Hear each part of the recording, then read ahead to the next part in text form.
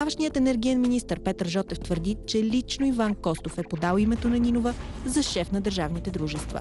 От тогава са подозренията към нея за топли връзки с СДС. Нинова ръководи освен Техноимпекс и приватизацията му.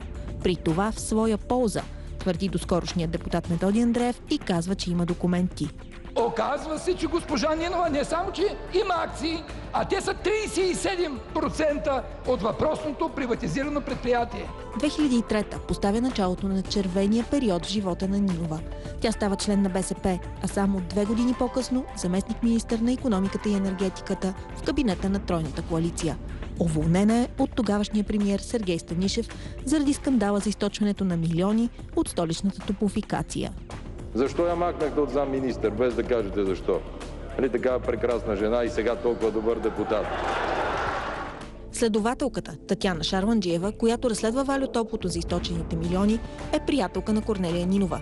Според СРС-та от делото тогава, самата Нинова посредничила на Шарланджиева преди разпитите на свидетеля Красимир Георгиев. Георгиев е шеф на мощната икономическа структура Фронтиер. Така предварително било оговаряно какви да бъдат показанията на бизнесмена.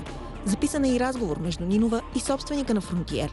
Красимир Георгиев пита как да покаже подкрепа. Интересува се кога е рождения ден на следователката, а в деня на един от разпитите пише на Нинова: "Твоята приятелка е фантастична." Следователката Шарланджиева става подсъдима заради опит за възпрепятстване на делото топлофикация, а Нинова е съдена като неин подбудител. В крайна сметка, делото срещу двете приключва без присъди. Нинова не се връща на заместник-министерския пост, за разлика от уволнения заедно с нея заради скандала заместник-министър на бедствията и авариите Делян Пеевски. И двамата са разследвани, но производството срещу Пеевски бързо е прекратено и той е върнат на поста си. 2007 година беше първият сблъсък с модела Кой.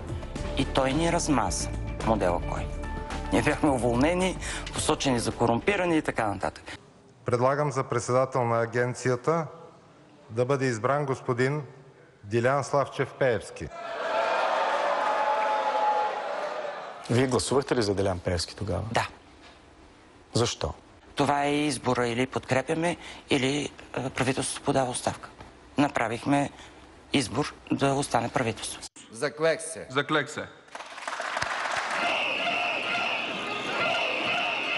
С протестите, които избухват заради избора на Пеевски за шеф на ДАНС, се появява и новата форма – контрапротести.